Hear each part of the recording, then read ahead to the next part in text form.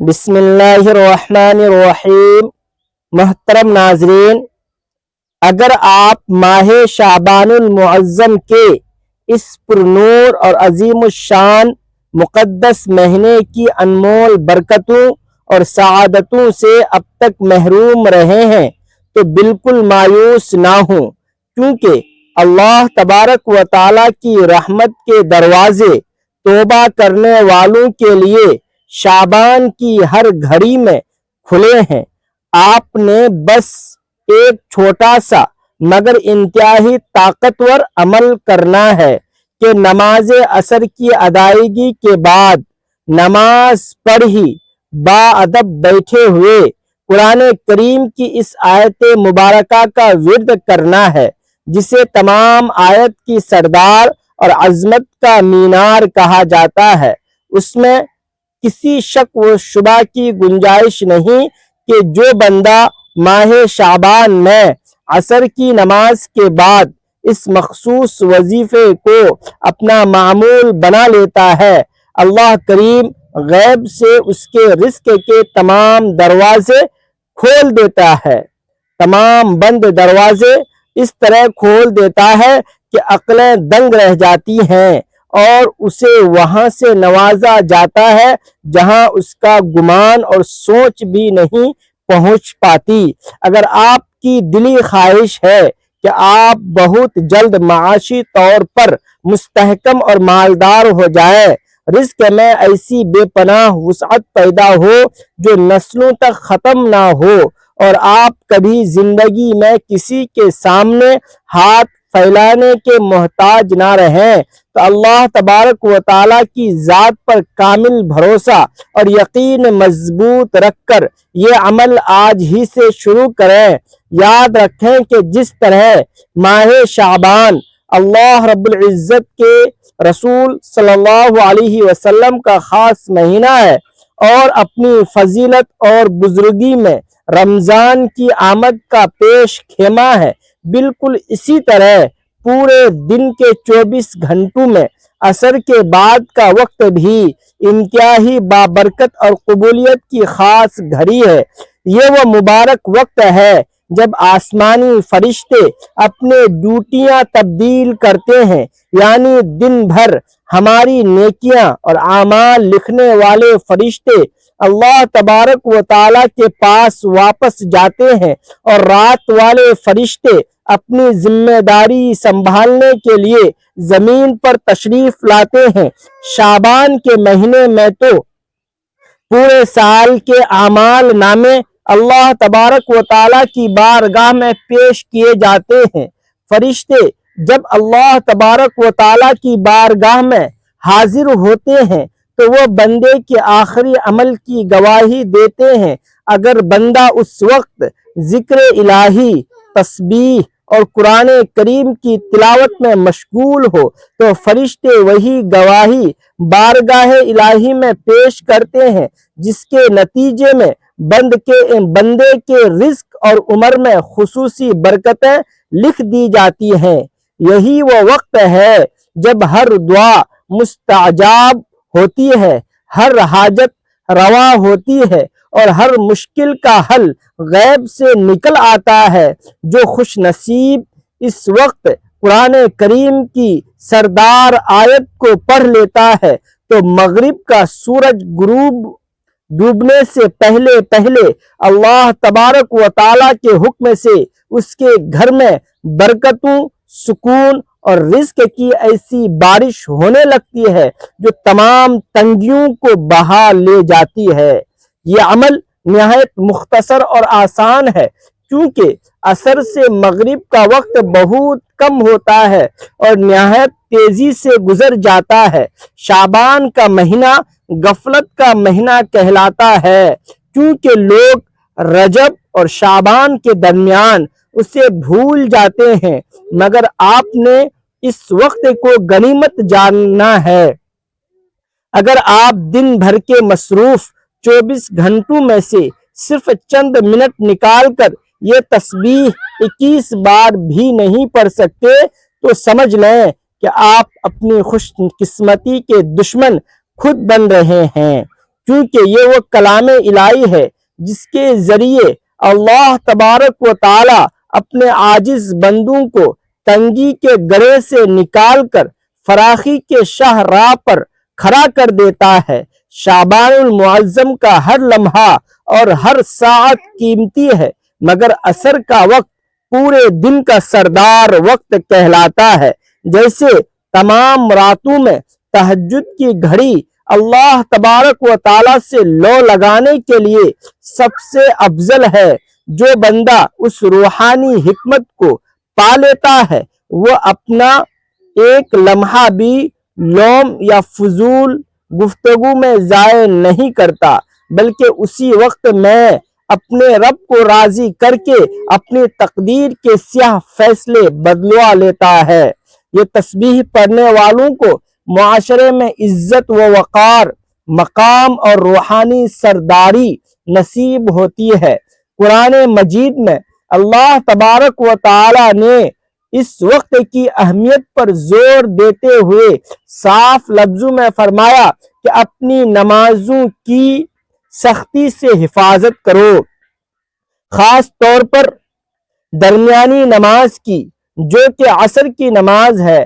لہٰذا اس وقت کو غفلت اور دنیاوی فضول باتوں میں برباد کرنے کے بجائے ذکر و اذکار اور استغفار میں گزاریں۔ اگر آپ کم سے کم 3 دن تک یہ عمل مسلسل کریں تو آپ خود اپنی آنکھوں سے معجزات اور الہی کرشمے دیکھیں گے۔ آپ کا مقدر جاگ اٹھے گا اور زندگی کے تمام بند راستے یکے بعد دیگرے کھلتے چلے جائیں گے۔ حضور اکرم صلی اللہ تعالی علیہ وسلم کا فرمان عالی شان ہے کہ جو شخص طلوع آفتاب سے پہلے اور غروب آفتاب سے پہلے کی نمازوں یعنی فجر اور عصر کی پابندی کرتا ہے وہ جہنم کی دہتی ہوئی آگ سے ہمیشہ کے لیے محفوظ رہے گا۔ محترم ناظرین، شعبان المعظم میں درود پاک کی کثرت کرنا بھی بہت ضروری ہے، کیونکہ یہ مہینہ درود و سلام کا مہینہ ہے۔ یہ نماز اتنی اہمیت کی حامل ہے کہ موت کے بعد اندھی قبر میں بھی انسان کو یہی عصر کا وقت دکھلایا جاتا ہے۔ اس لیے اس نماز اور اس کے بعد کے مبارک وقت کو ضائع کرنا اپنی محنت اور برکتوں کو اپنے ہی ہاتھوں سے لوٹانے کے مترادف ہے۔ عصر کے بعد کی یہ خاص عبادت ہر قسم کی بلاؤں، ذہنی پریشانیوں اور ناگہانی حادثات سے بچاؤ کا ایک مضبوط حصار بن جاتی ہے۔ آج کے اس پرفتن اور مادی دور میں جہاں ہر دوسرا شخص قرض، معاشی بدحالی یا گھریلو ناچاکیوں اور بے سکونی کا شکار ہے، وہاں یہ قرآنی عمل ایک بہترین اور آزمودہ علاج ہے۔ بہت سے طلباء صادق اس عمل کی برکت سے اپنی مرادیں پا چکے ہیں۔ ادھر آپ کا ورد مکمل ہوتا ہے، ادھر غیب سے غیبی مدد کے آثار نمایاں ہونے لگتے ہیں۔